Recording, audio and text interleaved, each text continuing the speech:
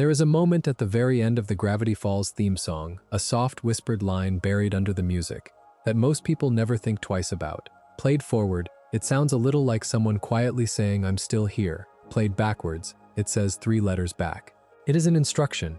It is telling you exactly how to read the secret messages hidden at the close of every single episode, and it slips this to you in the first 30 seconds, before you even know there are any secrets to find. That is the kind of show this is. Tonight, on Pine Hat, we are wandering through the obscure corners of Gravity Falls, the buried jokes, the quiet production stories, the hidden names and numbers that almost nobody talks about. So get comfortable, turn the lights down low, we will be here a while, and if you haven't subscribed to Pine Hat yet, it really does help us keep making these.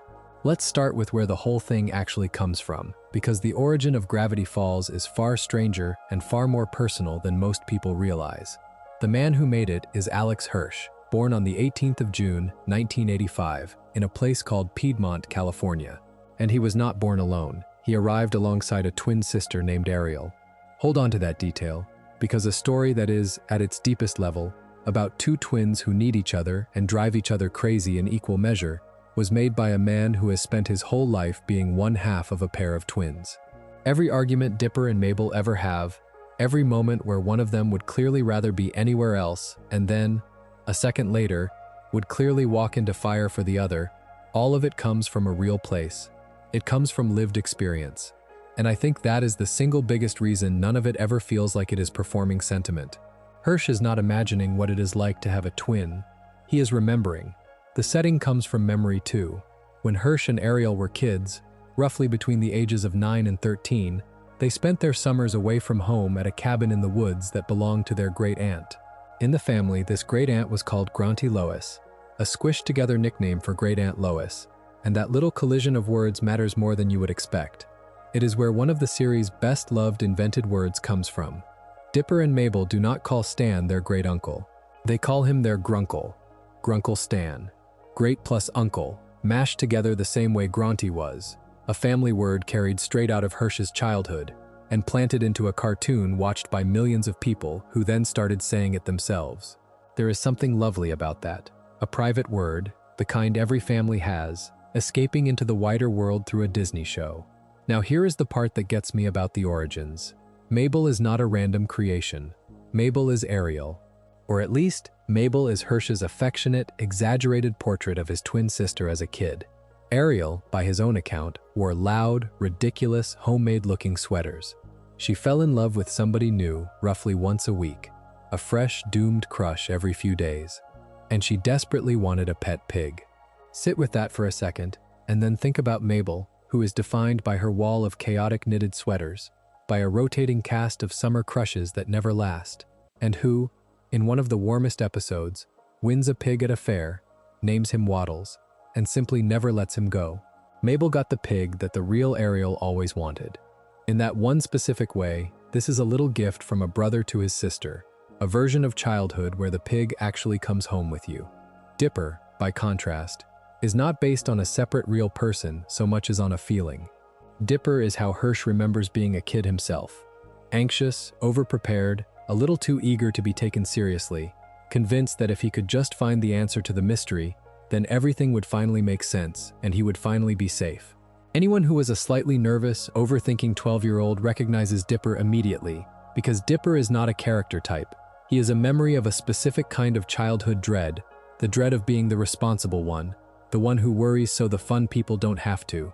That is why the twins work as a pair. One of them is the creator's memory of himself, and the other is the creator's memory of his sister. And the friction and love between them is the friction and love of a real sibling relationship that actually happened. Even Grunkle Stan has a real-world seed. Stan is loosely based on Alex Hirsch's own grandfather, a man named Stan, who was famous in the family for spinning tall tales, for telling stories that were maybe two-thirds nonsense, and delivered with total conviction. And if you know the series, you know that is Grunkle Stan to the bone. A man who runs a tourist trap full of obvious fakes, who lies for a living, who cons strangers out of their money with a grin, and who is, underneath all of it, holding the whole family together with those same lying hands. The con man exterior and the loyal heart were, in some form, sitting right there at Hirsch's own family dinners. There is one more origin detail I love, and it closes a quiet little loop. At the end of the series, when the summer is over and it is time for Dipper and Mabel to go home, they do not go home to some invented city. They go back to Piedmont, California, the exact town Alex Hirsch himself was born in. So the story ends by sending the kids back to the place the storyteller came from. The summer of weirdness and monsters and secrets and near-death experiences was, structurally, a detour, and the detour ends where the author's own real life began. It is such a small choice, the name of a town spoken almost in passing, and almost nobody notices it, but it tells you that this whole thing is a loop drawn around a real childhood. It starts and ends in Alex Hirsch's actual biography, and everything supernatural in between is the exaggeration of things that, emotionally, really happened to a real pair of twins one summer a long time ago. Now that you know Hirsch was born on the 18th of June, I need to tell you about a number, because once you see it, you cannot unsee it, and it turns almost every frame into a kind of hiding place. The number is 618. 6 for the month, 18 for the day. June the 18th. Hirsch's birthday, and his twin sister's birthday too, since of course they share one. And he hid that number, his own birthday, in nearly every single episode of Gravity Falls. So many times and in so many places that fans have spent years just cataloging the sightings. It is a signature. It is the artist scratching his initials into the corner of the canvas, over and over, in a way that most viewers will never consciously register, but that is always, always there. Start with the Mystery Shack itself. The address of the shack is 618 Gopher Road. So the whole tourist trap the family lives in and works in sits at the creator's birthday. Every establishing shot of that building is, in a sense, a birthday card. Then look at the cash register in the gift shop. When it rings up, it reads 6.18. Look at Gideon Gleeful, the little psychic villain whose school identification number is 618. Look behind the scenes at the production code, the internal label the studio used to track the series, which was G618. G for Gravity Falls, and then the birthday again, baked right into the paperwork before a single frame aired. And it gets more playful than that, because Hirsch clearly enjoyed making you work for some of them. There is an arcade machine where the high score reads 8190, and if you flip that number upside down, the way kids have been spelling rude words on calculators for generations, it becomes 0618. 618, again, hidden by being turned on its head. In another gag, a game called Whack a Customer in the Twins Room shows the number 819, and flipped over, it becomes 618. The number is not just placed in the frame, it is sometimes disguised, mirrored, inverted, dared you to catch it. This is a man having fun in a way that assumes an audience patient enough to pause and rewind and squint, which, it turned out, was exactly the audience Gravity Falls got. There is a detail in all of this that I find deeply moving, and it is the one people mention least. The series eventually acknowledges the number from the inside. Old Man McGucket, the broken, half-mad inventor whose story is one of the saddest in the whole run, at one point talks about a number that haunts his dreams, a number he cannot get out of his head, and the number is, of course, 618. Think about what that does. The creator's private birthday, scattered secretly through the background, becomes, in the mouth of his most tragic character, a haunting, a thing that will not leave you alone, a code buried so deep in the fabric of a place that it starts to feel like a curse. Hirsch took the most personal number he has, the day he and his twin sister were born, and he let it bleed through the wallpaper of the whole town until one of his characters started dreaming about it. That is not just an Easter egg. That is an artist folding himself into the work so completely that the work starts to notice him. And I think that is the right way to understand the 618 thing, because on the surface it sounds like trivia, a fun fact you trade with other fans.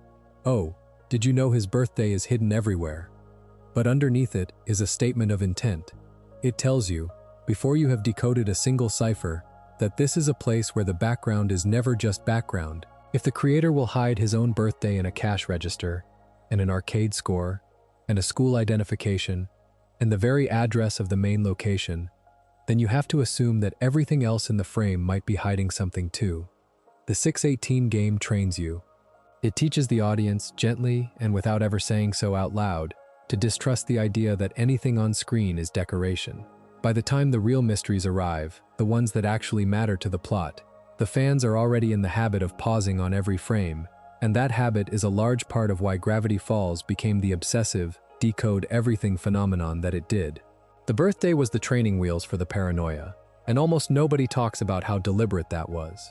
Which brings us to the codes themselves, because the cryptography in Gravity Falls is not a one-off gimmick. It is a whole structured system that evolves as the story goes on, and understanding how it is built is one of the great quiet pleasures of the series. At the end of nearly every episode, over the closing credits, a string of scrambled letters appears on screen. The characters do not read it. It is not part of the plot. It is a message left directly for you, the person on the couch, and if you want it, you have to break it yourself. What most casual viewers never realize is that these codes are not random or interchangeable. They get harder, deliberately, and in stages, as if the series is walking you up a staircase of difficulty and expecting you to keep up. The first stretch of episodes, roughly the first 6, use what is called a Caesar cipher, one of the oldest and simplest codes there is, named after Julius Caesar, who reportedly used it to protect his military messages. The idea is that every letter is shifted along the alphabet by a fixed amount. Here the shift is 3, and the direction is backwards, so to read the message you take each letter and move 3 places earlier in the alphabet. And this is where that whispered line from the opening pays off. Remember the soft voice at the end of the theme that, reversed, says 3 letters back. That is not flavor. That is the literal key to the first block of ciphers, handed to you in the theme song, if only you knew to play it backwards and listen. It tells you how to solve the puzzle before it even shows you the puzzle, which is such a confident, patient piece of design that it still amazes me. Then, once you are comfortable, the difficulty climbs. From around the 7th episode through the 13th, it switches to the Atbash cipher, sometimes called a mirror code, in which the alphabet is reversed onto itself, so A becomes Z, B becomes Y, each letter swapped for its opposite from the far end. After that, from roughly the 14th episode to the 19th, it changes again to a system called A1Z26, where letters are simply replaced by their position in the alphabet, so A is 1, B is 2, all the way to Z as 26, and you decode by counting. The first season finale then does something almost cruel and completely delightful. It combines the codes, layering the number cipher, the mirror cipher, and the Caesar shift together, so that solving it requires you to peel back 3 different systems in the right order, a graduation exam for everyone who had been playing along all season. And then the second season raises the ceiling entirely, because it moves to a keyed Vigenère cipher, which is a serious step up. A Vigenère cipher uses a secret keyword to shift each letter by a different amount, which means you cannot break it just by knowing the method. You also have to find the password, and the passwords are hidden elsewhere in the episodes, so decoding the second season becomes a scavenger hunt layered on top of a cipher, a puzzle whose solution depends on a second puzzle. Those end credits quietly turned into an escalating cryptography course, and nobody ever explained on screen that it was happening. It just trusted that the right kind of viewer would find the door and start turning the handle. There is one decoded message that towers over all the others, and it is the one hiding in plain sight in the opening titles.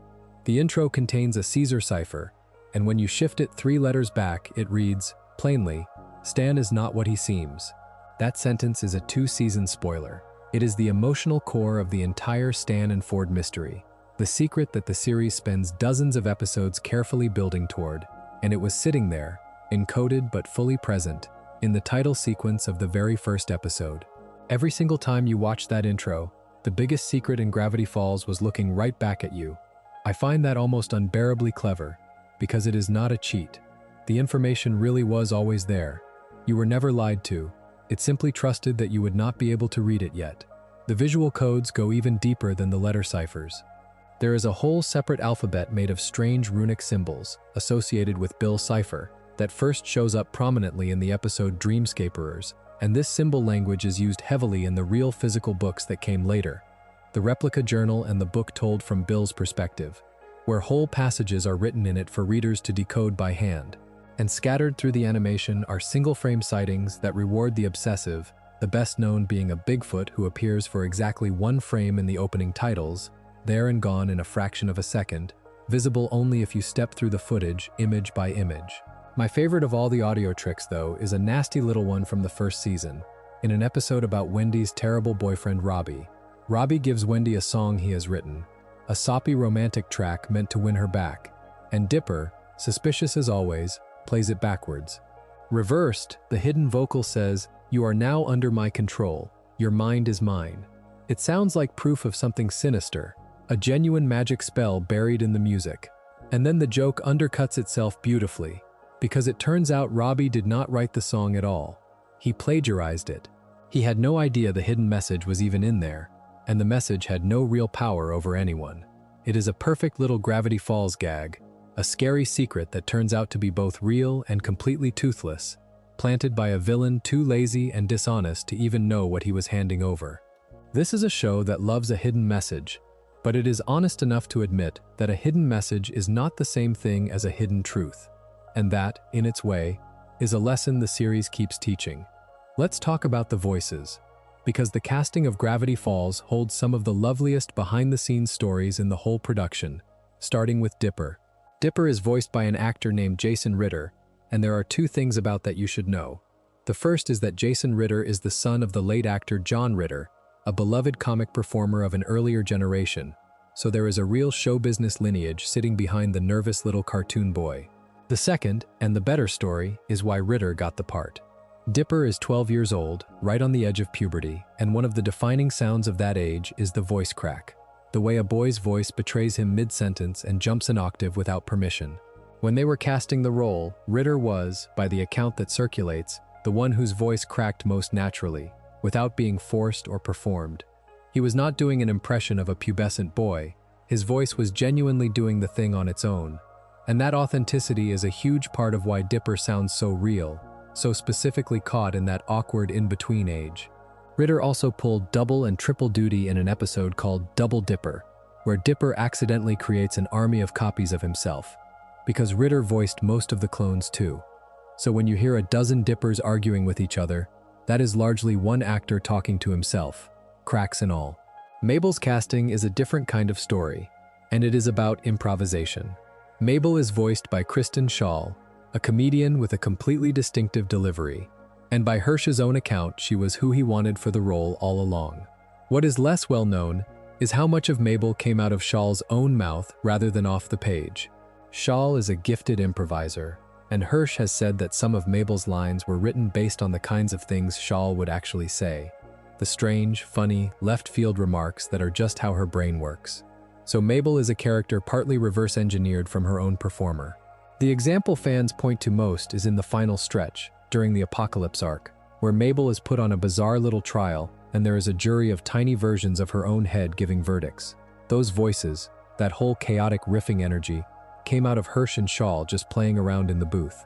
When a character and the person voicing her overlap this much, you stop being able to draw a clean line between where the writing ends and the actor begins, and honestly, that blur is exactly why Mabel feels less like a character and more like a person you actually knew at that age. And then there is the fact that dwarfs all the others, the one that still makes people do a double take when they hear it. A huge portion of its most memorable voices are all the same man, and that man is Alex Hirsch, the creator himself. Hirsch does not just run the series. He voices Grunkle Stan, the gravel-throated old con artist. He voices Seuss, the sweet, slow, loyal handyman. He voices Old Man McGucket, the shrieking, broken hillbilly genius. And he voices Bill Cipher, the reality-warping dream demon who becomes the ultimate villain. Think about the range in that list. The warm, grumpy grandfather, the gentle, simple-hearted friend, the tragic madman, and the gleeful cosmic monster, all coming out of one throat. When Stan and Bill share a scene, when the loving, fraudulent grandpa faces down the demon that wants to end the world, that is one actor arguing with himself in two completely different registers. It is one of the great one-man performances in television animation, and because Hirsch is credited mostly as the creator, a lot of people watch the whole series without ever quite clocking that the hero's grandfather and the main villain are the same voice. The villains gave the cast some lovely choices too.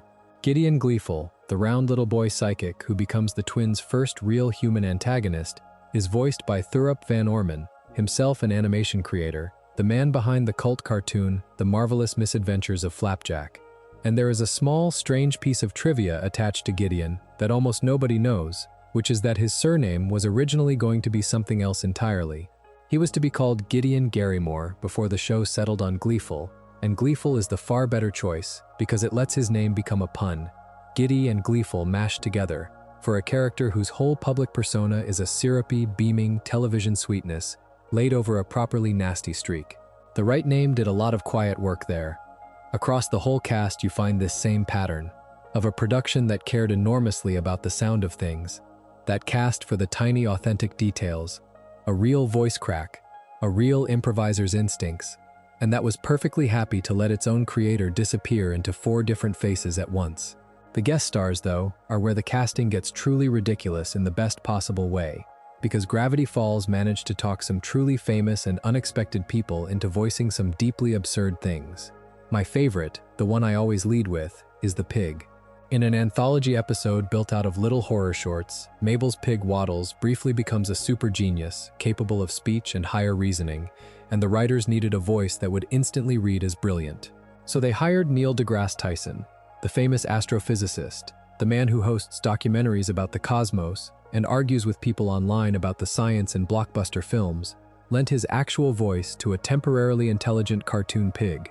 There is something perfect about the fact that when the writers imagined the smartest possible version of a farm animal, the voice they reached for was among the most recognizable science communicators alive. He is not alone in the Hall of Strange Choices. The musician and parody artist Weird Al Yankovic turns up as a character called Probabilitor the Annoying, a wizard obsessed with maths, in the episode where Dipper and Ford get sucked into a fantasy role-playing game. Weird Al playing a math wizard is exactly the kind of joke the writers delighted in, casting a comic musician as a spellcaster whose entire threat is arithmetic. The rich, controlling father of the Northwest family, Preston Northwest, is voiced by Nathan Fillion, the actor from Firefly and Castle, putting on a stiff, snobbish, upper-crust accent to play a man whose whole identity is inherited money and inherited lies. Manly Dan, the enormous flannel-wearing lumberjack who is Wendy's father, is voiced by John DiMaggio, the same booming voice behind Bender from Futurama, which once you know it, you cannot unhear. Then there are the 2 that I think are the strangest of all, and they both live in the same first season episode. One about a museum of wax figures at the Mystery Shack that come horribly to life. 2 of those wax figures are wax versions of real celebrities, and the series got the actual celebrities to voice their own wax likenesses. The rapper Coolio voiced a wax figure of Coolio, and the legendary broadcaster Larry King, the man with the suspenders who interviewed presidents and movie stars for decades on live television, voiced a wax figure of Larry King, which at one point becomes a severed, talking wax head. Picture the phone call. Someone had to ring up Larry King and ask if he would come in and voice a decapitated wax model of himself for a children's cartoon, and he said yes. The comedian Patton Oswalt shows up too, voicing the leader of a tribe of tiny golf ball people who live inside a mini golf course, and during the Apocalypse arc, the comedian Louis C.K. voiced a bizarre, sweaty, one-armed creature, which is about as far from a glamorous cameo as an actor can get. What I love about this whole run of casting is what it tells you about the series' confidence. Gravity Falls did not bring in famous guests to sit in dignified, prestigious roles. It brought in an astrophysicist to play a pig, a beloved parody musician to play a math wizard, and a titan of American broadcasting to play his own severed wax head. The guest stars were not there to add class. They were there to be thrown into the deep end of its specific weirdness, and the fact that so many of them said yes tells you how much affection there already was for what Hirsch was making, even while it was still airing. People wanted to be in this thing, even if being in it meant voicing a monster nobody would ever recognize them behind. That is the sign of a series that people in the industry could tell was special while it was happening, not just in hindsight. Now here is one of the sharpest pieces of long-game planning in the entire series, and it involves a character you almost certainly walked right past the first several times you saw him. His name is Blendon Blandon, and he is a time traveler, a nervous, balding man in a gray bodysuit who works for a time anomaly removal agency in the distant future, sent back to clean up the paradoxes that Dipper and Mabel keep accidentally creating during their summer. His time machine, wonderfully, is disguised as a humble tape measure, the kind of thing you would find in any toolbox, which is exactly why nobody ever gives it a second look. Blendon gets his proper introduction partway through the first season, in an episode where the twins get their hands on his time machine and cause chaos with it. That is when you think you are meeting him, except you are not meeting him. You have already met him many times and never noticed, because Blendon appears, hidden in the background, in multiple episodes before he is ever formally introduced. He is there in the very first episode, during the chaos of the gnome attack, calmly picking up a flower clip that Mabel drops.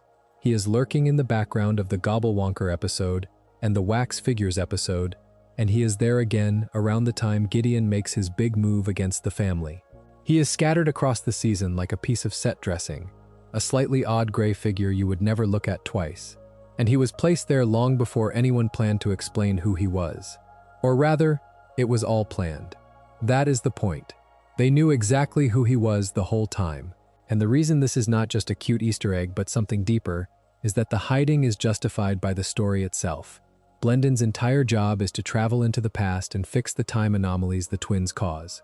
So of course he is in the background of earlier episodes. He is literally, canonically there, doing his job, cleaning up messes at moments the twins have not caused yet from their perspective, but have already caused from his. Here is a character whose in-universe function is to secretly haunt the edges of scenes, and then the animation actually secretly haunted the edges of scenes with him. The form and the content match perfectly. It gets better still, because in the real physical replica of the third journal, the book of Dipper's investigations, there are entries where Dipper notes a strange recurring figure at the edge of his memories, a sort of ghost he cannot account for, and the drawings make clear that the ghost was Blendon all along. So even the in-story detective eventually notices the thing the audience was meant to notice and writes it down, puzzled. The wider time travel machinery around Blendon is worth pausing on too, because it is one of Gravity Falls' stranger corners. Blendon answers to a ruler of the future called the Time Baby, an enormous, powerful infant who governs the timeline and punishes those who break it, which is precisely the sort of image Gravity Falls loved, something that should be adorable rendered as something cosmically terrifying. When Dipper and Mabel run afoul of the time authorities, they are forced into a gladiatorial contest called Globnar, a brutal future arena where the prize for winning is a single-time wish, a chance to change one thing about your own past. The temptation of that wish, the ability to undo a mistake, becomes one of the quietly emotional beats of Gravity Falls, because the characters have to decide whether reaching back to fix a regret is worth the cost, and the answer they land on is more grown-up than you would expect from a Disney cartoon. And the Time Baby story has a brutal ending that a lot of people forget. When the apocalypse finally arrives and Bill Cipher breaks through into the world, one of the very first things that happens, almost as a throwaway, is that Bill vaporizes the Time Baby. This towering ruler of all of time, this being who could sentence people to gladiatorial combat and enforce the laws of the universe, is simply erased in an instant to show you how far out of everyone's league the real villain is. It is a chilling little piece of scale setting. The show spends a whole arc making you fear the Time Baby, and then destroys him in a single moment to make you understand that the thing you should have been afraid of all along was something else entirely. That is worth remembering, because it means the Time Baby is gone. He does not come back to save the day. When people imagine time travel could fix the finale, the series has already removed that option from the board. Let's talk about names, because Gravity Falls is full of names that were never once spoken out loud on screen. Names that live only in the supplementary books and the fine print, and some of them really change how you see a character. The biggest one concerns Dipper himself. Across 40 episodes, we call him Dipper. Everybody calls him Dipper, and you could be forgiven for assuming that is simply his name.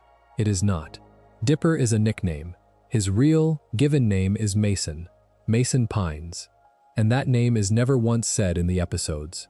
It was revealed only later, in the real physical replica of the third journal, tucked into the material that fills out the world beyond Gravity Falls. So for the entire run, the protagonist is going by a name that is not his own, and the reason for the nickname is lovely. He has a birthmark on his forehead, a cluster of dots in the shape of the Big Dipper constellation, and that is what earned him the name. He keeps his hat pulled low, partly to hide it, because kids can be cruel about that sort of thing, and so the boy who spends the whole story hunting for hidden truths is himself walking around under a hidden name, covering up a secret written on his own face. I think that is a beautiful bit of quiet design, and most viewers never learn his real name at all.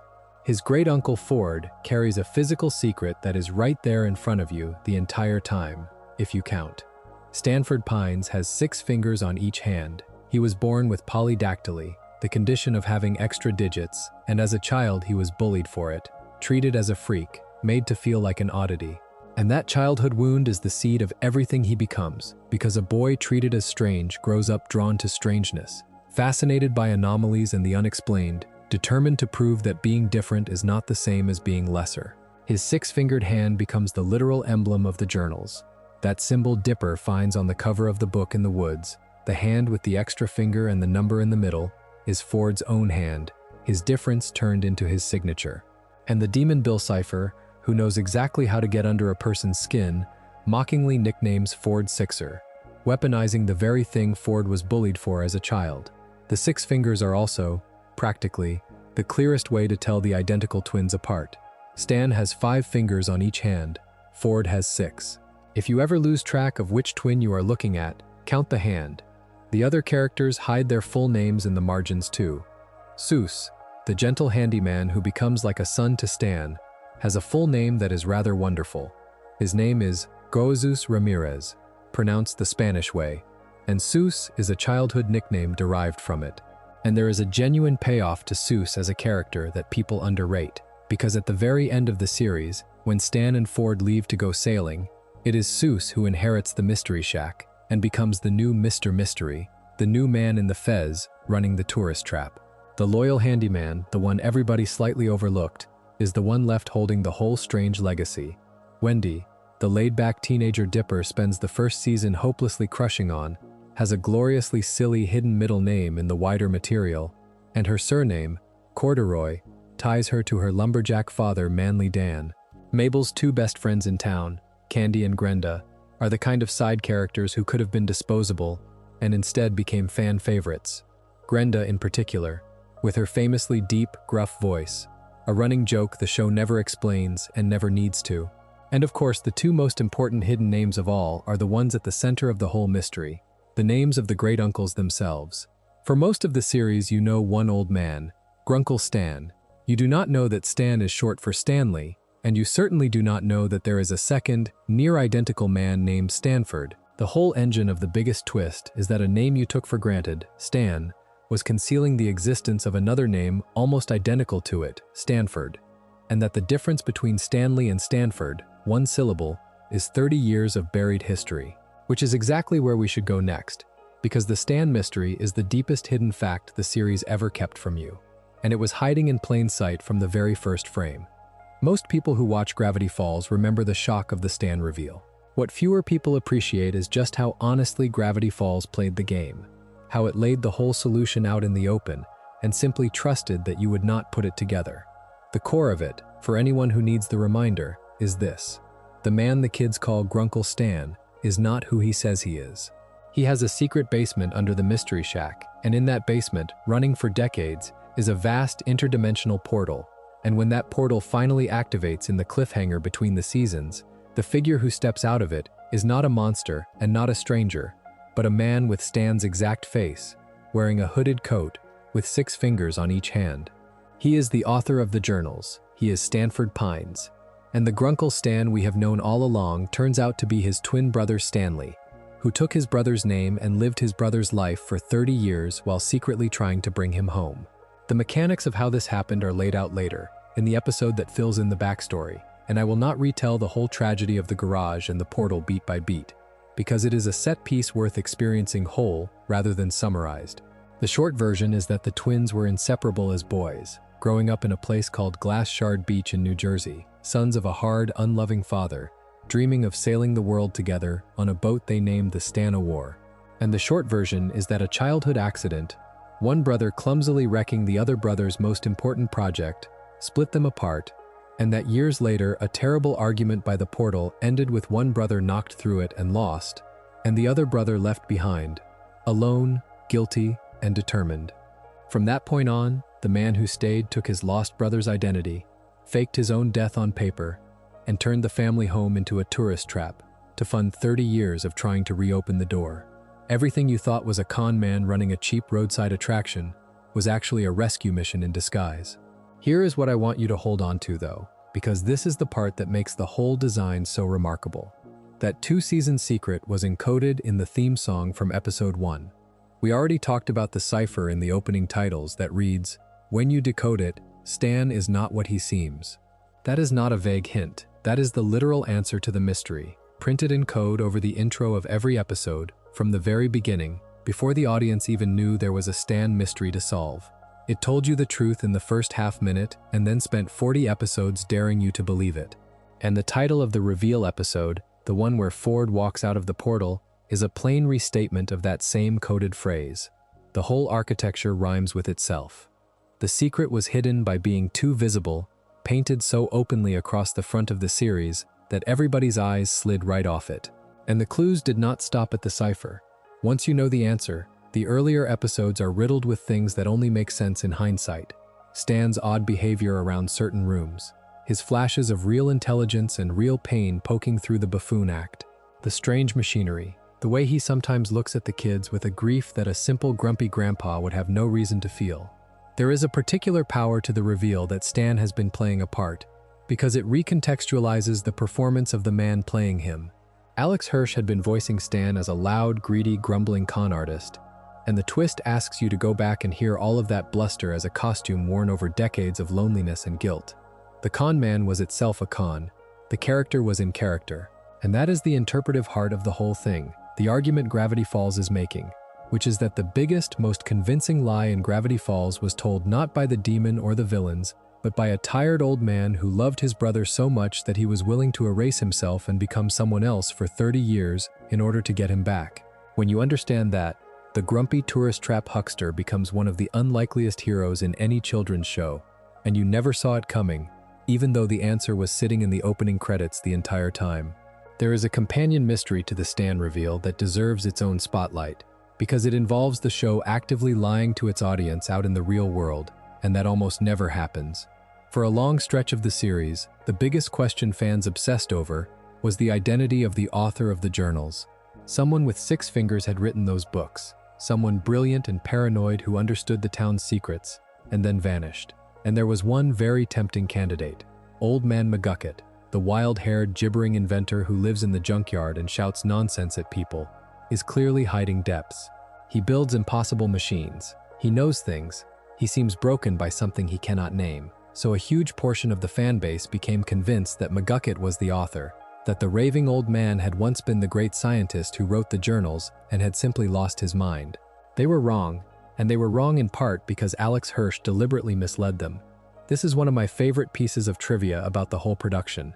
At one point, an image leaked online that appeared to show a younger McGucket in the act of writing one of the journals, seemingly confirming the fan theory that he was the author. It spread. It felt like a smoking gun, and it was a fake. Hirsch had planted it himself, a piece of false evidence created specifically to send the theorists down the wrong path and protect the real answer, which is that the author is Ford.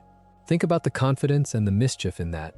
The creator of a children's cartoon cared so much about preserving a twist that he forged evidence to fool his own most devoted fans, essentially running a small disinformation campaign against the very people who loved his work best.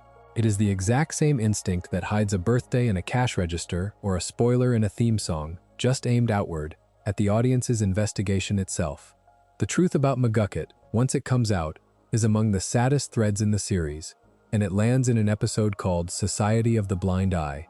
McGucket was not the author, but he was the author's assistant, a truly brilliant inventor, and Ford's old research partner, who helped build the very portal that caused all the trouble. And what broke him was not madness for its own sake. It was what he saw. Working alongside Ford on the strange machinery, McGucket witnessed things so horrifying, glimpses of what lay on the other side of that portal, that he could not live with the memories. So he did something desperate and inventive. He built a device to erase memories, a memory gun, a way to simply delete the things a person could not bear to keep. And then he founded a secret group, the Society of the Blind Eye, dedicated to using that gun to wipe the memories of the whole town, to keep Gravity Falls comfortably ignorant of all the weirdness surrounding it. And here is the horror at the center of it. McGucket used the memory gun on himself, over and over. He was the first test subject and the most frequent one, erasing his own worst memories again and again, and every erasure took a little more of him with it, until the brilliant engineer had scrubbed away so much of his own mind that all that was left was the gibbering wreck the twins first meet in the junkyard. His madness is not a birth defect or a random affliction. It is self-inflicted, the accumulated damage of a man who kept choosing to forget because remembering was worse. That is a genuinely dark idea for a Disney show to build a character on. a man who erased himself to escape his own knowledge, and it makes McGucket the mirror image of Stan. Both men lost themselves to protect something. Stan buried Stanley to save his brother. McGucket buried his own genius to escape what that brother's work had shown him. What redeems it, and what I think makes the series great rather than just clever, is that McGucket gets his mind back and gets a real ending. In the Blind Eye episode, his memories are restored, and against all odds, the raving junkyard man reassembles into a person again. He reconciles with Ford, he forgives and is forgiven, and after the dust of the apocalypse settles, McGucket, now sane, gets rich by selling his inventions and his patents, and in a final twist of poetic justice, he buys the Northwest Mansion after the town's cruel old money family goes bankrupt. The town madman ends up living in the rich family's palace. The man who was treated as garbage inherits the house of the people who thought they were royalty. It is as satisfying an ending as any character in Gravity Falls receives, and it started with a fake photograph that its own creator planted to keep you guessing. Let's move to the things the network tried to control. Because the story of Gravity Falls versus Disney's Standards and Practices Department is among the more revealing behind-the-scenes threads in the whole production. And it starts with something as small as a hat. Grunkle Stan wears a fez, that little flat-topped red hat. And for the first part of the first season, that fez had a symbol on it, a crescent shape. At some point during production, that crescent was deemed too visually similar to the Islamic crescent, and rather than risk the association, the series changed it. The symbol was swapped out for a little fish, a mackerel, tied to a running joke about a fictional fraternal order Stan belongs to, the Royal Order of the Holy Mackerel. So the fez changed its emblem while the first season was still going out, which is already an odd little wrinkle. But the story does not end there, because when the series arrived on the Disney streaming service years later, someone went back into the early episodes and digitally removed the original crescent entirely, so that in the streaming versions of those first episodes, Stan's fez is simply blank. If you ever wondered why the hat looks a little empty in the early episodes on Disney's platform, that is why. The symbol was quietly erased after the fact, a tiny piece of Gravity Falls rewritten in the archive. That is the harmless end of the censorship story. The serious end is about two characters and a fight that Alex Hirsch had to wage for years. The two characters are the town's police officers, Sheriff Blubbs and Deputy Durland, a pair of incompetent, donut-loving cops who are almost always together, always in each other's company, clearly devoted to one another in a way the show played, at first, as a vague comic closeness. What Hirsch wanted, and what he confirmed at the very end, is that Blubbs and Durland are a couple. They are in love. And getting that onto a Disney Channel cartoon in the years this show was made was not simple. By Hirsch's own account, the Standards and Practices Department, the internal censors, policed the way those two characters were allowed to interact for basically the entire run, watching for anything that read as too romantic, keeping their relationship deniable.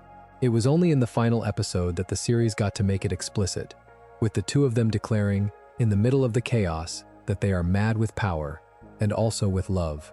That single line, snuck into the finale, was the culmination of a years-long, low-grade war with the censors, to be allowed to simply say that these two men care about each other.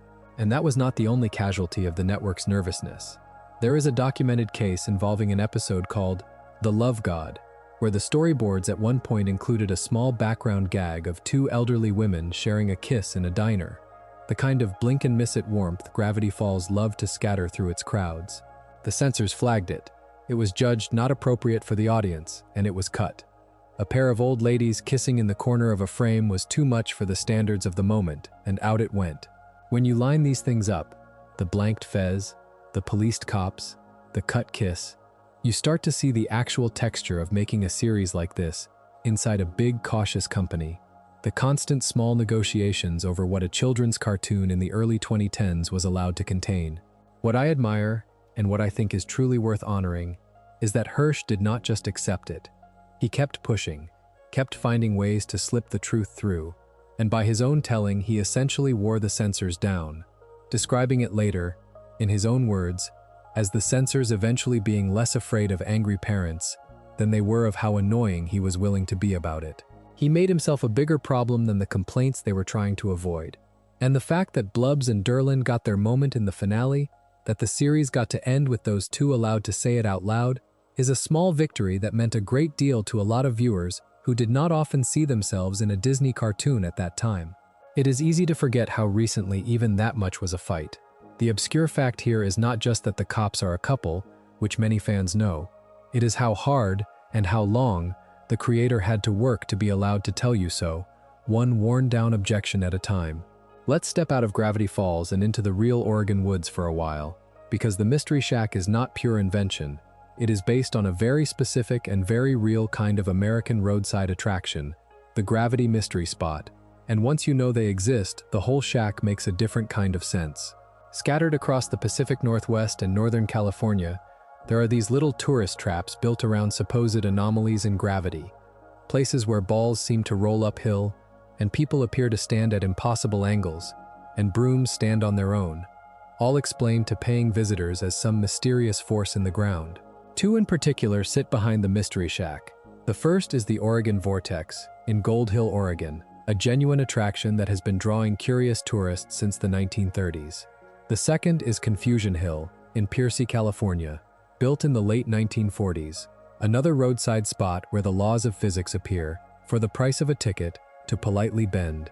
These are the real ancestors of Grunkle Stan's operation.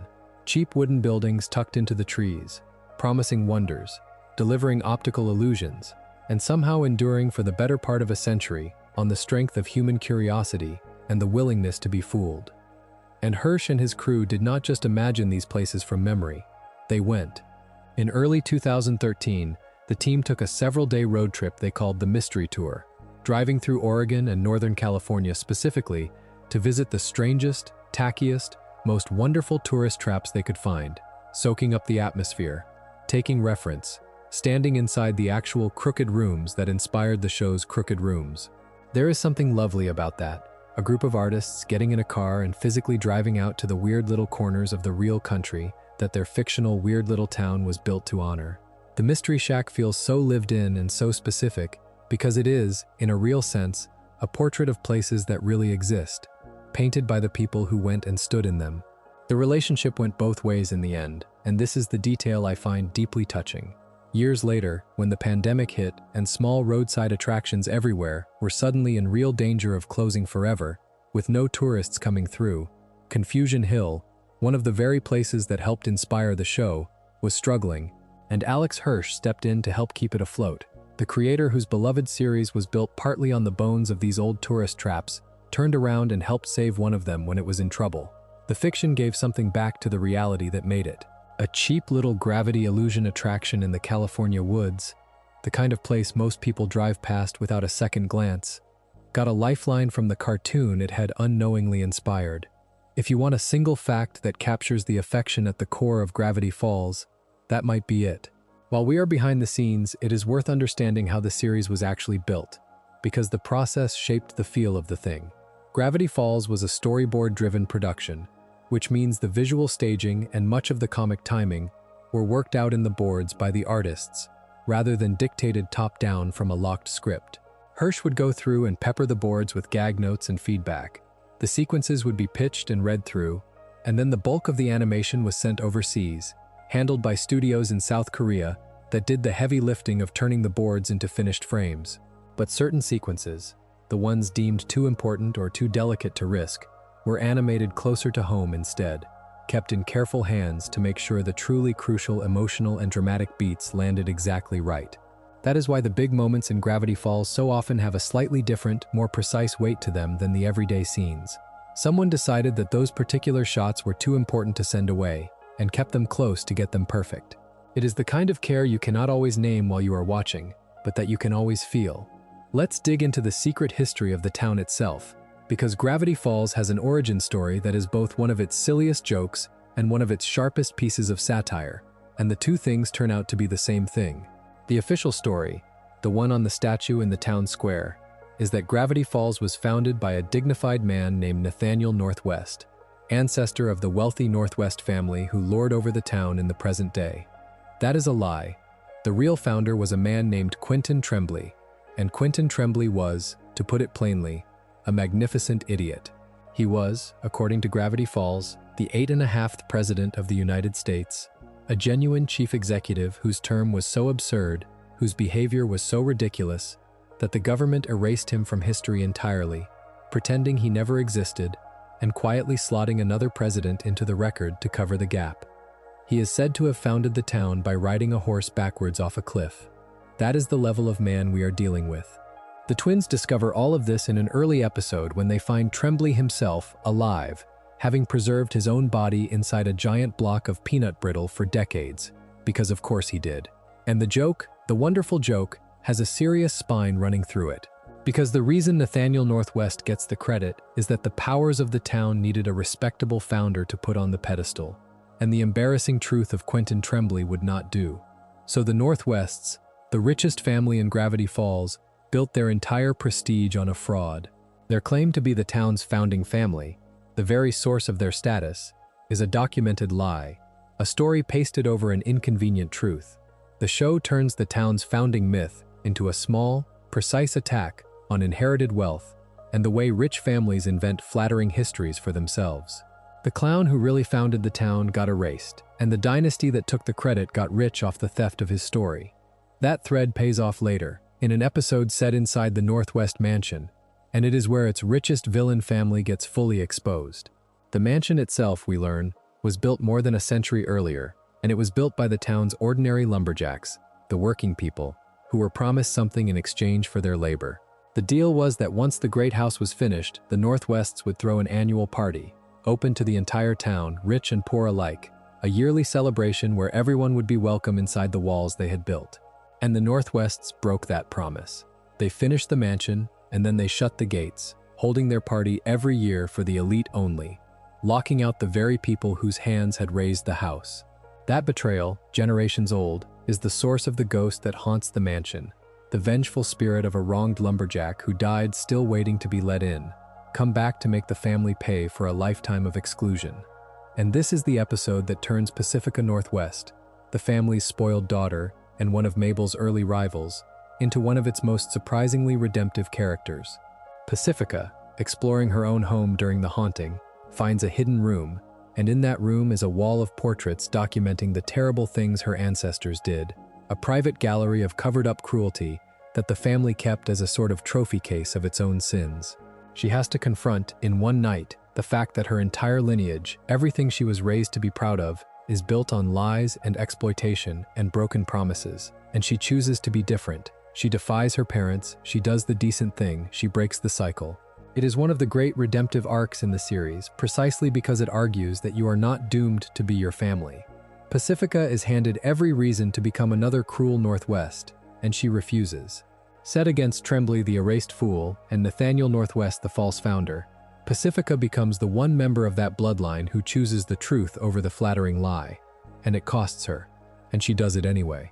For a story that loves hidden histories, the moral it keeps coming back to is that the buried truth is worth digging up even when your whole comfortable life is built on top of the burial. Now I want to talk about the rules of the villain, because Bill Cipher operates by a very specific mechanic that Gravity Falls establishes early and then uses to devastating effect. And understanding it is the difference between watching Gravity Falls and really following it.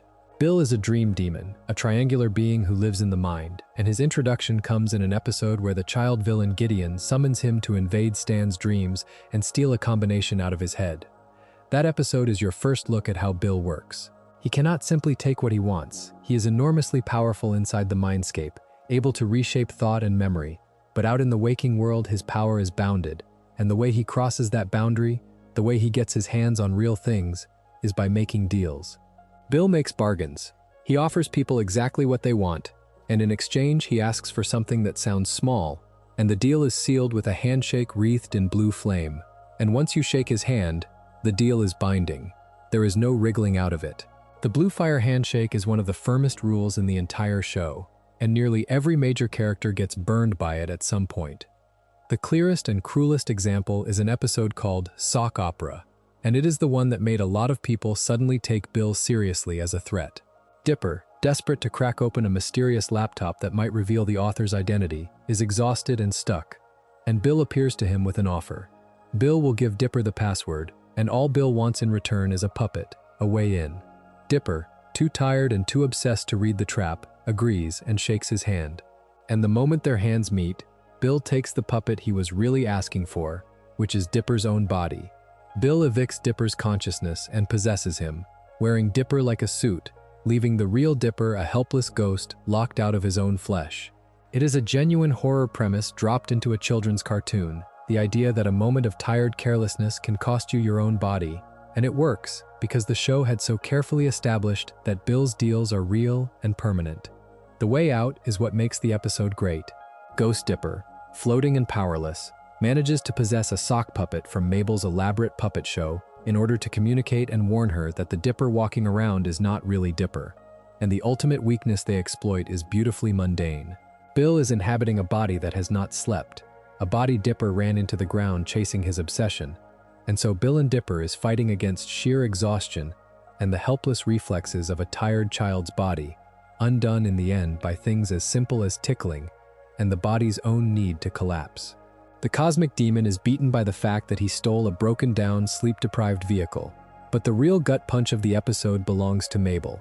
She has spent the whole episode pouring herself into a puppet show, a huge amount of work, something she desperately wants to see through. And to save her brother, she has to destroy it, sabotage her own big night, throw away the things she worked so hard for. She does it without hesitation. The episode is really about the fact that Mabel will always choose Dipper over her own spotlight, and it hides that emotional truth inside what looks like a wacky possession romp. What I find worth underlining about all of this is how the deal mechanic does the series' thematic work. Bill never forces anyone. That is the horror of him. Every catastrophe he causes is set off by somebody choosing, in a moment of want or fear or exhaustion, to shake his hand. Dipper does it out of obsession. Others do it out of ambition or desperation. The demon's whole power over the physical world runs on human weakness, on the specific things people want badly enough to ignore the obvious trap.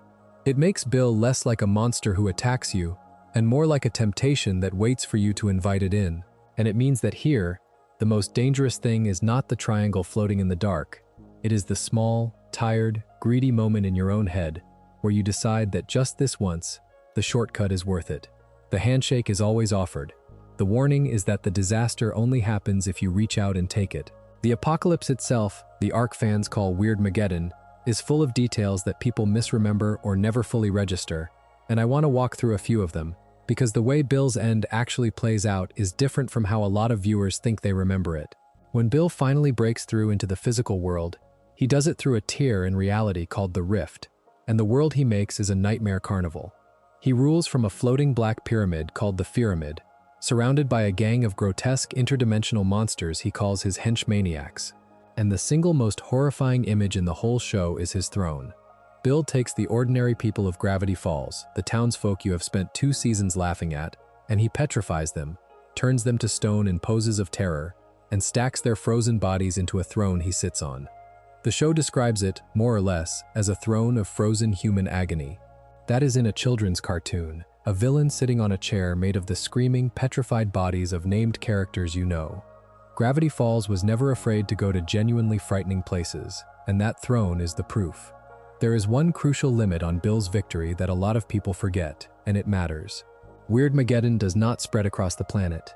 Bill wants to spill his chaos across the entire world, to remake all of reality, but he cannot. There is an invisible barrier around Gravity Falls, a boundary he cannot cross, and so his apocalypse is trapped inside the town limits. The rest of the world goes on, oblivious, while this one small corner of Oregon becomes hell.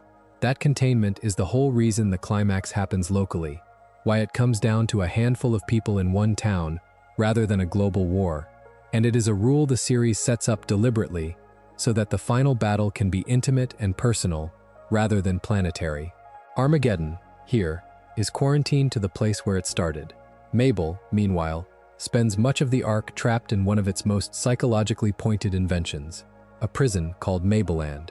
Bill catches her at her lowest, at a moment when she is terrified of growing up, of the summer ending, of Dipper leaving her behind, and he wraps her inside a bubble made of pure wish fulfillment, a candy-colored fantasy world where it is endless summer, where nothing ever changes and nothing ever hurts, and she never has to grow older. It looks like paradise, and it is a cage. Dipper, Seuss, and Wendy have to fight their way in to rescue her, and the emotional core of it is that Mabel has to choose to leave the perfect fake world, to accept growing up and change and loss.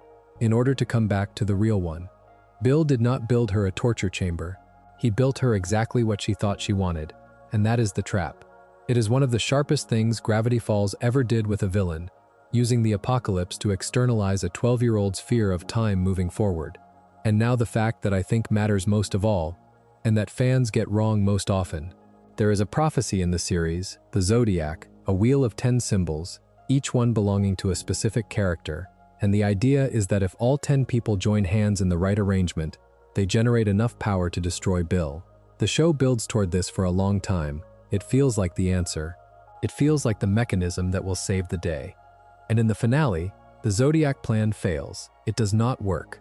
The 10 of them gather, they take their places, and at the critical moment, Stan and Ford, the two brothers, are so consumed by their old bitterness that they will not hold each other's hands.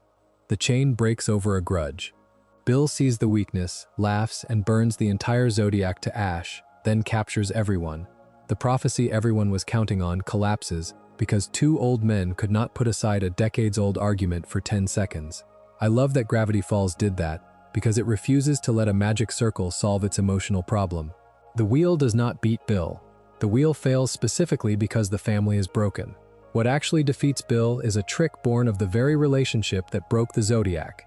And I will not retell the whole finale beat by beat, because the mind swap ending is a thing best watched whole.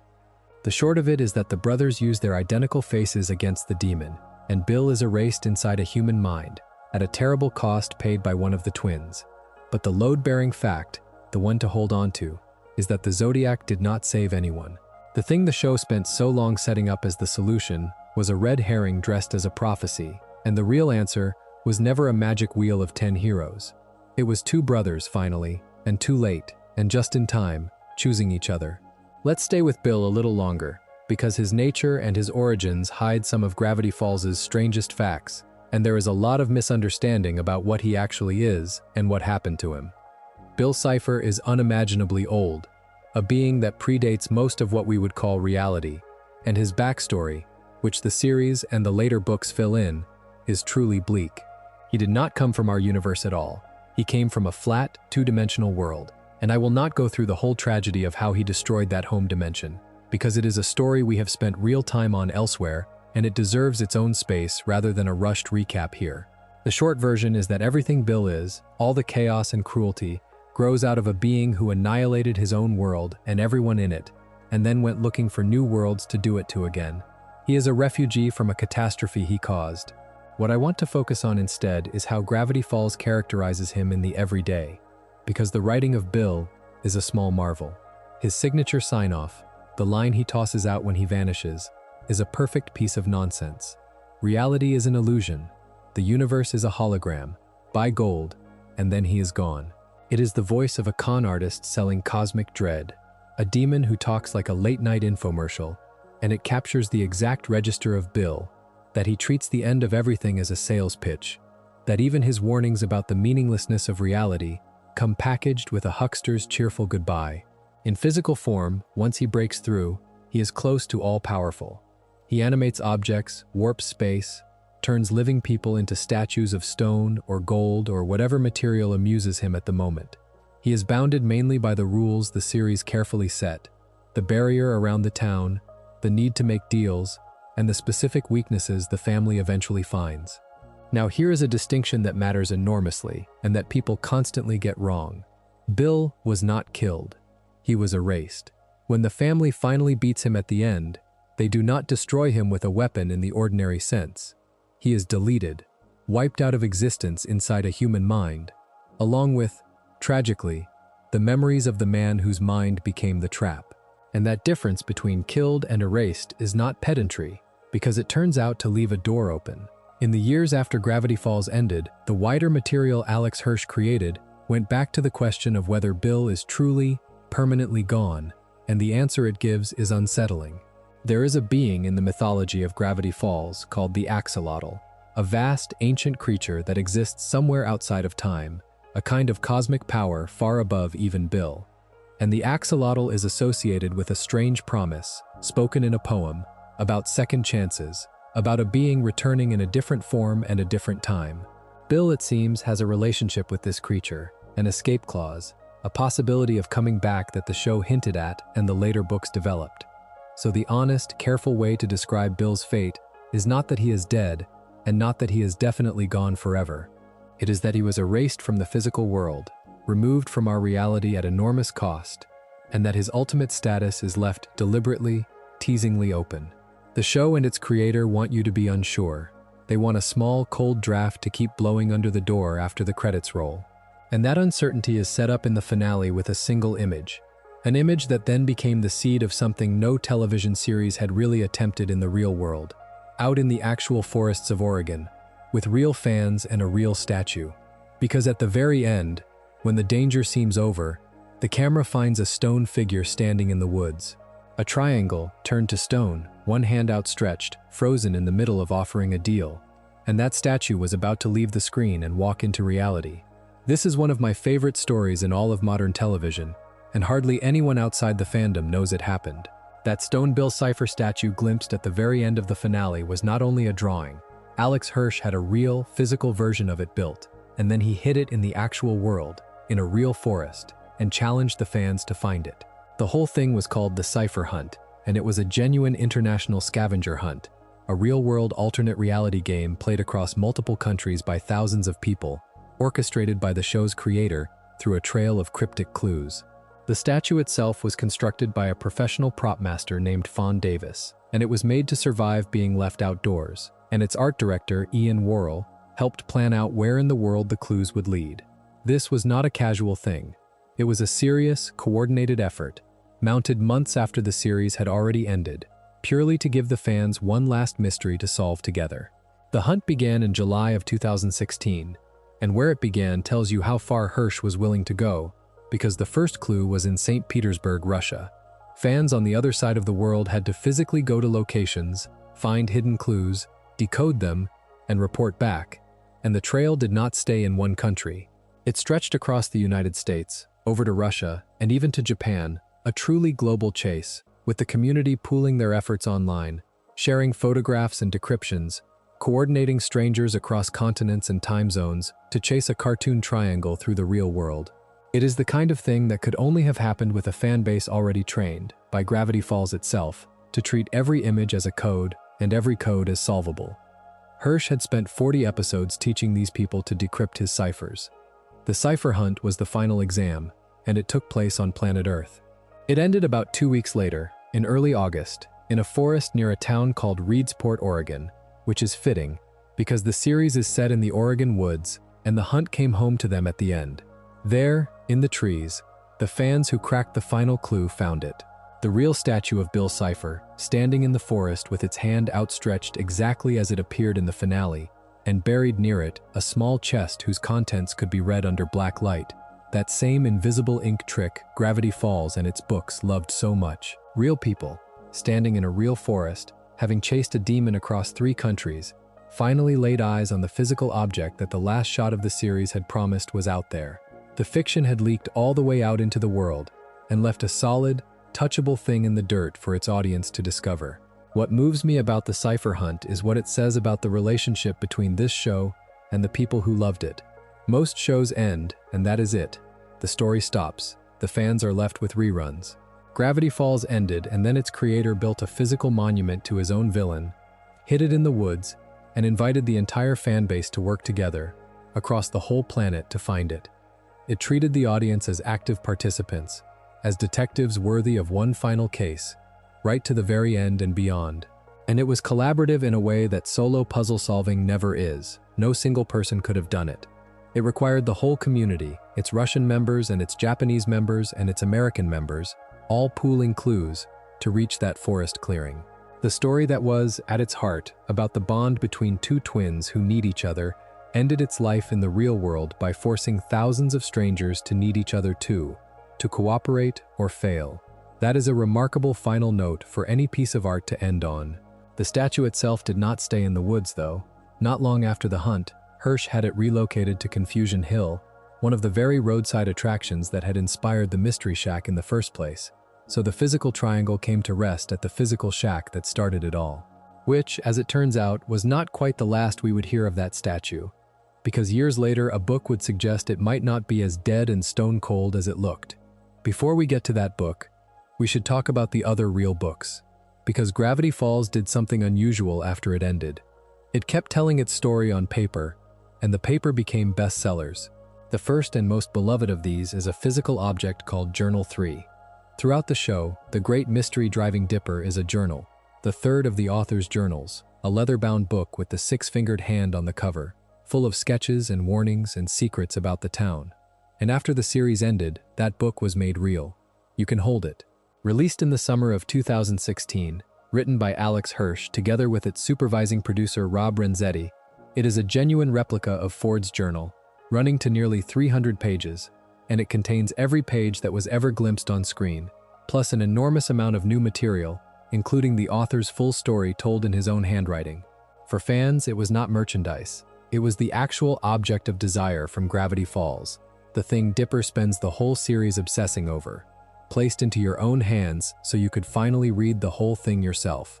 And it was a real phenomenon, not a niche curiosity.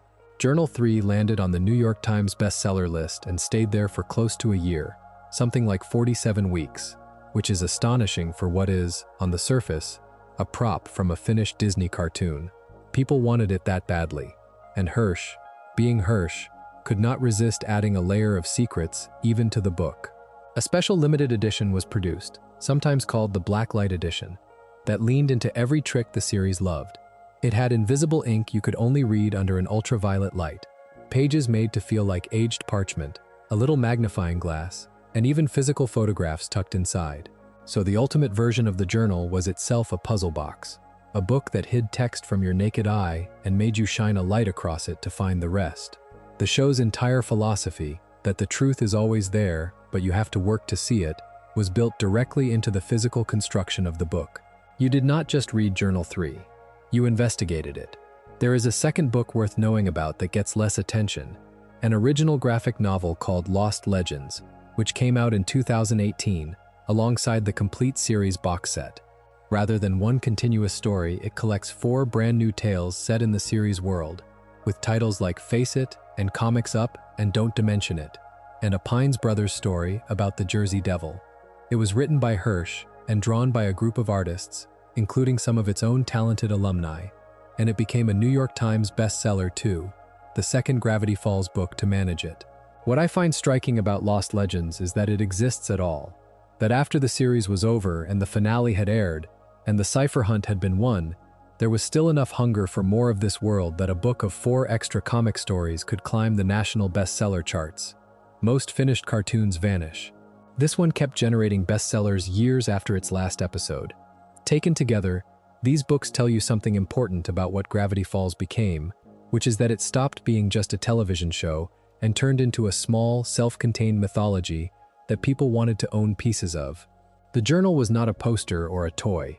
It was a piece of the story's own internal reality, made physical, so that the object the characters chased could sit on your own shelf.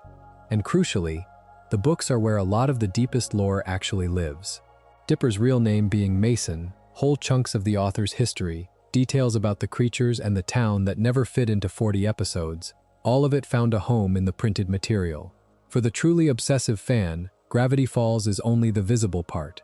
The full iceberg of Gravity Falls lore is spread across the episodes and these books together, which is the sort of everything means something universe the whole thing was designed to be from the start.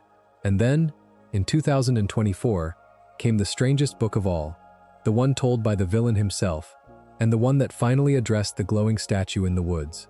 That book is called The Book of Bill, and it arrived in the middle of 2024, years after the show had ended, written by Alex Hirsch, and told entirely from the perspective of Bill's Cipher. We have gone deep into what is inside that book in other videos, and I am not going to unpack the whole of it again here, because it deserves its own long, slow night rather than a hurried summary. What matters for tonight is what it did to Bill's status and what it did out in the real world. Commercially, it was a genuine sensation. It went straight to #1 on the New York Times bestseller list. It sold well over 800,000 copies worldwide within about a year, and it stayed on bestseller lists for month after month. A book narrated by a triangular dream demon, from a cartoon that had been off the air for close to a decade, outsold most of what the publishing industry put out that year. That is not normal. That is a fan base that never let go, rewarded with the thing they most wanted, a chance to hear the whole story from the mouth of the monster. And the book returns to the exact image the finale left hanging. Remember, Bill was erased, not killed, and the last shot of the series was his stone statue standing in the woods with its hand out. The Book of Bill picks at that thread. It brings back the axolotl, that vast entity outside of time, and it puts Bill in front of it to answer for himself. And without spoiling the whole shape of it, the resolution the book reaches is that Bill is subjected to something that is both a punishment and, strangely, a kind of help. An ordeal described in terms of an eternity of therapy, the demon finally forced to confront himself. But the detail that matters most, the one that made the whole fandom go cold when they reached it, is the very end of the book. Because the book closes on that statue in the forest, the same one the fans physically hunted down years earlier, and the statue begins to glow. That is how it ends. Not with Bill confirmed dead, not with the book of him closed for good, but with a faint light stirring inside the stone. The message could not be clearer. He is not gone. Something is still in there. The draft under the door is still blowing. So the correct, careful answer to the question everyone asks, is Bill Cipher dead? Is no, and also not exactly alive, and deliberately unresolved. He was erased from the physical world in the finale. He was put through the ringer by the axolotl in the book, and the last thing the story shows you is his statue glowing, which is Hirsch keeping the door propped open on purpose, refusing to nail it shut. Whether that door ever opens is a separate question, and it leads us to the one thing every fan wants to know, which is whether Gravity Falls is ever coming back. Here is the honest state of things. As of what we can actually confirm, there is no new series. What there is talk. Around the time the Book of Bill came out, a senior Disney television animation executive said publicly that the studio was in conversations with Alex Hirsch about the possibility of revisiting Gravity Falls, using the sort of never say never language that studios use when they want to keep hope alive without promising anything. That is real, and it is documented, and it is also a very long way from a greenlit season of television. Nothing has been officially confirmed. In the years since the finale, what fans have actually received are a small handful of post-finale shorts, little gags rather than real extensions of the story, and the books. Hirsch has always been careful to say he ended the series on purpose and would only ever return to it if he had a story really worth telling, not just because the brand is valuable. He deliberately left the ending a little open, a little ajar, in case he ever wants to walk back through it. But wanting to leave a door open is not the same as walking through it. And as things stand tonight, the glowing statue is a promise Gravity Falls has not yet decided whether to keep. Let's come back down from the cosmic and talk about the ending that actually matters, the human one. Because the way Gravity Falls sends its characters off into the rest of their lives is full of small, tender facts that are easy to miss on a first watch. The whole series is built around a single summer, and that summer has a hard deadline built into it, which is the twins' birthday. Dipper and Mabel turn 13 on the 31st of August, the last day of summer, and that is not an arbitrary date. It means the entire show is a countdown. From the moment they arrive in Gravity Falls, the clock is ticking toward the day they stop being 12, the day childhood officially tips over into being a teenager, the day the summer ends and they have to go home. Every adventure is happening in the shadow of that deadline, and it gives the back half of the series its ache.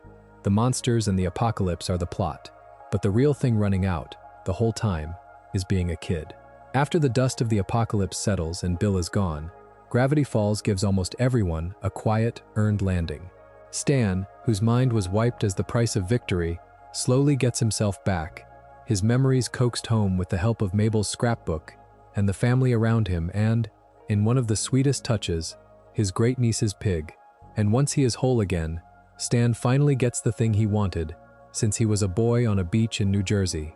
He and Ford, the twins who were torn apart for 30 years, leave together on a boat, the Stan Awar II, named for the little vessel they dreamed on as children, and they sail off to investigate strange anomalies in the far corners of the world. The two brothers who lost each other for 3 decades get to grow old, chasing weirdness side by side, which is the only ending that could possibly do their story justice. The dream they had as kids, before everything went wrong, finally comes true when they are old men. The Mystery Shack passes to Seuss, the loyal handyman who becomes the new Mr. Mystery. keeping the strange little tourist trap alive, and the other townsfolk settle back into their lives now that the memory wiping and the demons are behind them. And Dipper and Mabel, the two children this whole story was really about, pack up and go home. They leave Gravity Falls and return to their ordinary lives back in California, no longer 12, changed by the summer, carrying it with them. There is no grand transformation for them, no crown, no reward beyond the thing the show cared about most, which is that they still have each other, and that they got to be kids together for one last impossible summer before the world asked them to grow up. What lands hardest about the epilogue, for me, is how modest it is. This is a series that ended with a literal apocalypse, a god-demon, the fabric of reality tearing open, and it chooses to close not on any of that, but on the small business of people going back to their lives a little older and a little sadder and a lot more loved. The stakes were the end of everything, and the resolution is a family reassembled, an old man remembering his niece, two brothers on a boat, two children going home. Gravity Falls understood something that a lot of bigger, louder stories forget, which is that the thing you are actually afraid of losing was never the world. It was the people, and the summer, and the specific version of yourself that only exists for a little while before time moves you along. That is what the countdown to the end of summer was really measuring all along. Let's talk about the numbers and the trophies for a while, because Gravity Falls was not just a cult favorite that critics liked. It was a genuine hit and a genuine award winner, and the specifics are more impressive than most people realize.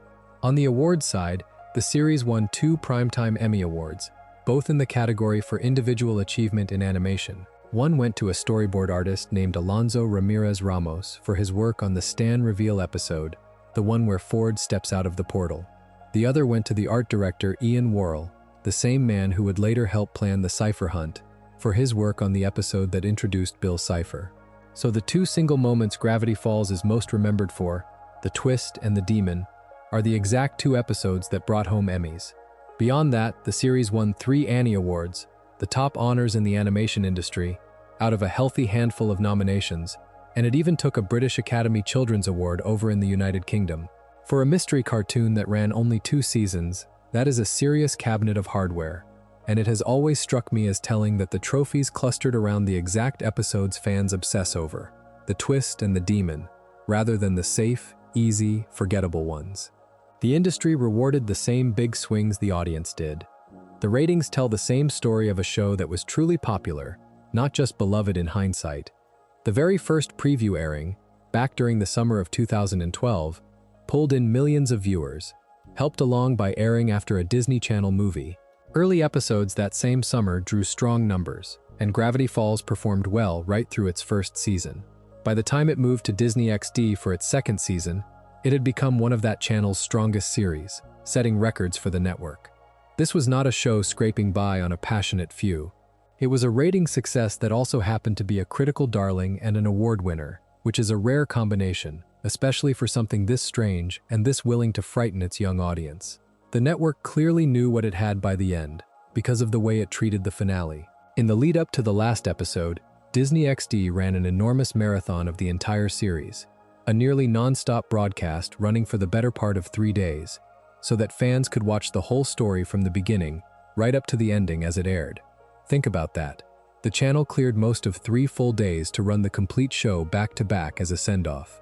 That is not how you treat a series you are quietly burning off. That is a network throwing a wake and a celebration at the same time, giving a show it was proud of a proper farewell. And the send-off worked. When the finale finally aired, it pulled in millions of viewers and became the single most watched telecast in the whole history of Disney XD, which is a fitting crown for a story going out exactly when and how its creator wanted it to. There is something deeply satisfying to me about a show that chose its own ending getting its biggest audience on the way out the door.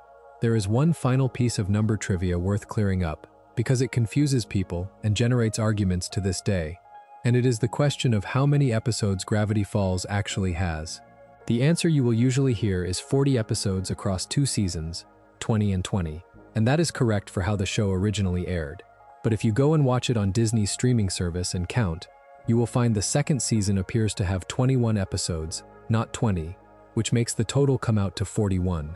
Both numbers are right, in a sense.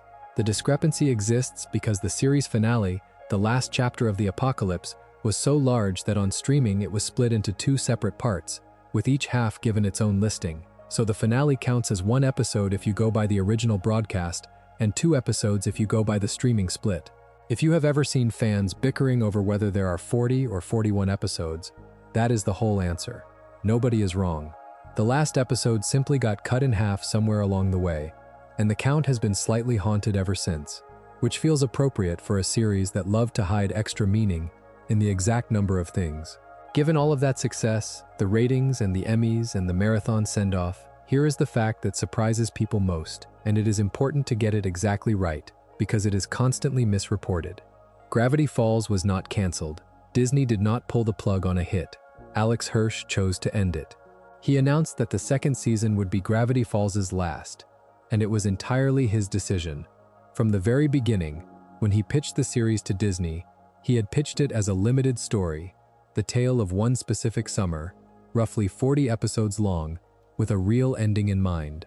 It was never meant to run forever, and when it became a huge success, when the network and the audience would happily have taken season after season, Hirsch made the unusual and honestly admirable choice to end it on his own terms, rather than let it sprawl out and lose its shape. He did not want to drag the story past its natural conclusion just because it was popular. He wanted it to be one summer and then to be over, the way a real summer is. There was a personal cost behind that decision too, one he has been candid about. Making the final stretch of Gravity Falls was punishing. Hirsch has described the last season as emotionally and physically draining, talking in interviews about weeks that ran to 80 hours. The sheer grind of steering a complex, secret-laden show to the exact landing he wanted.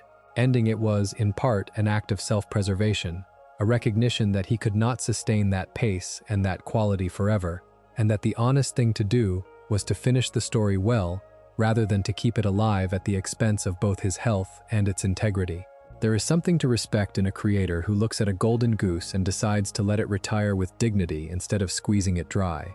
It is a big reason the series feels so complete, so shaped, so free of the sag that afflicts series that overstay their welcome. It knew what it was, and it knew when to stop. The way Gravity Falls was rolled out, though, was a different kind of ordeal, this time for the fans.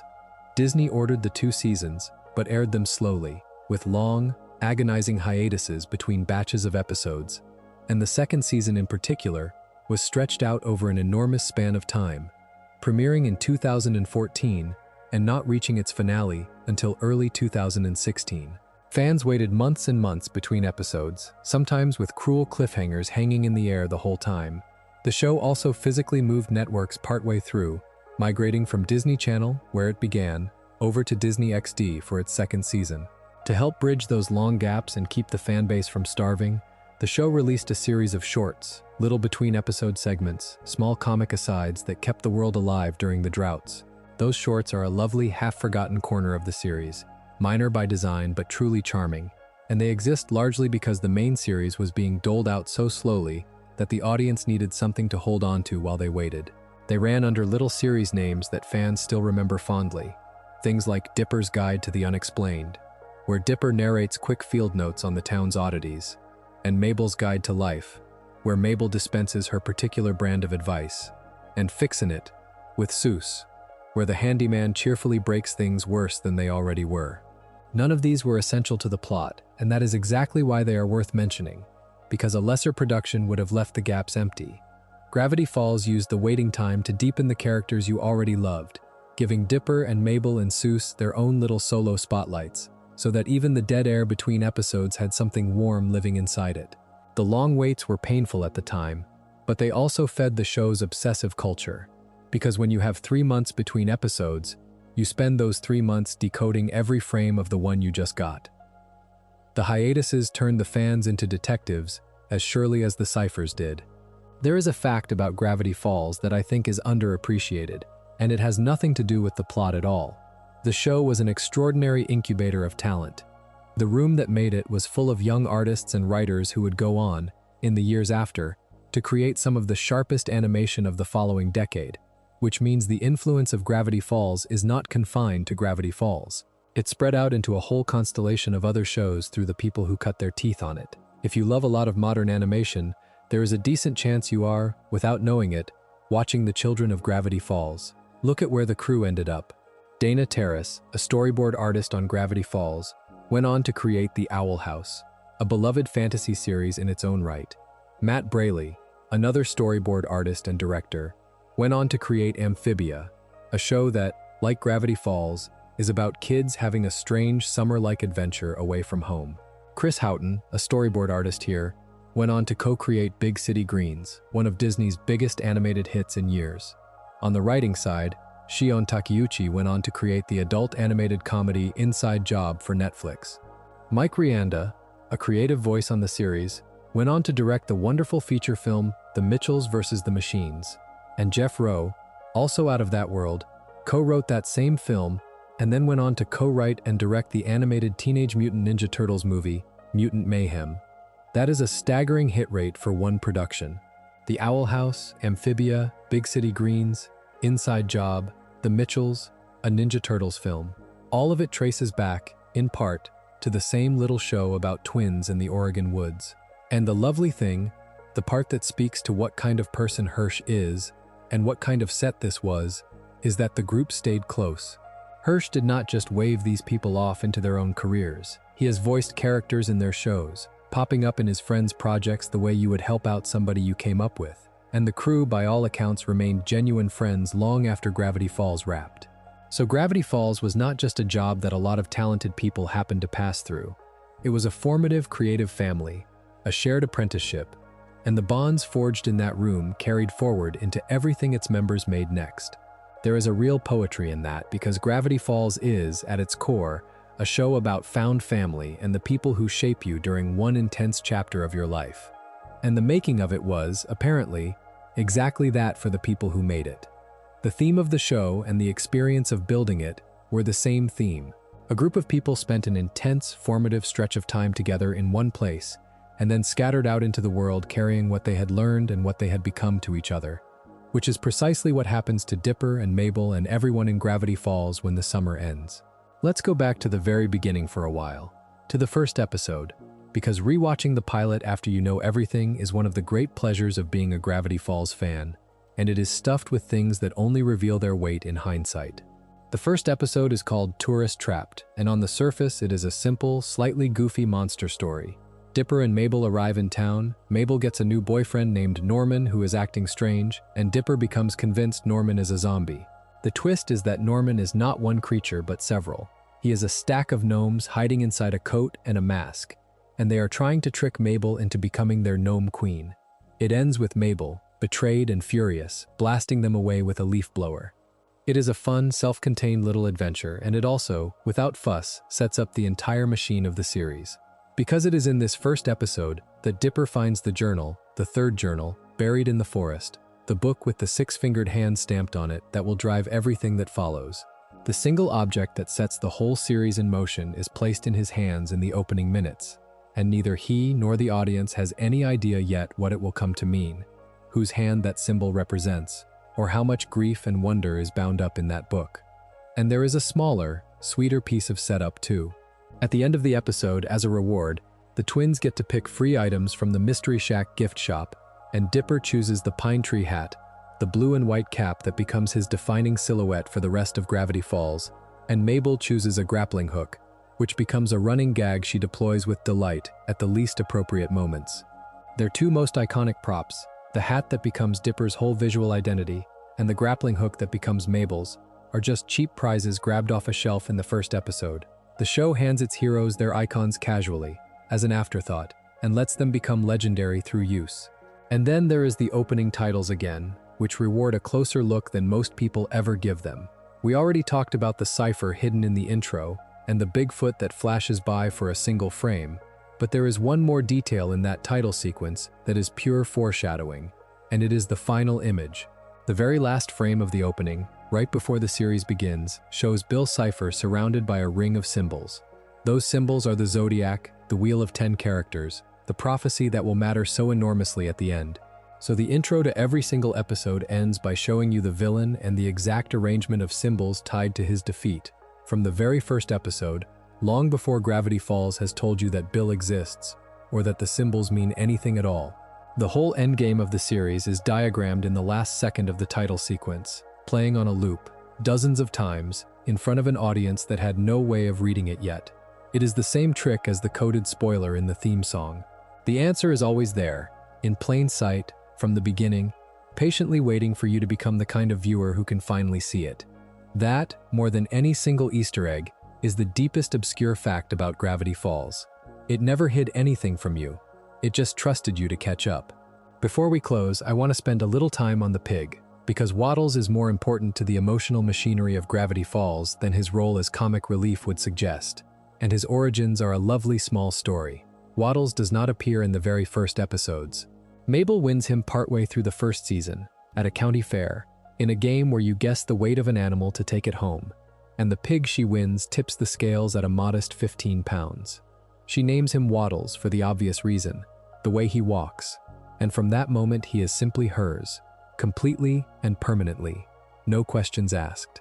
We talked earlier about how the real inspiration for Mabel, Alex Hirsch's twin sister, always wanted a pet pig as a kid and never got one, so there is a real tenderness in watching Mabel win Waddles and refuse, ever, to let him go.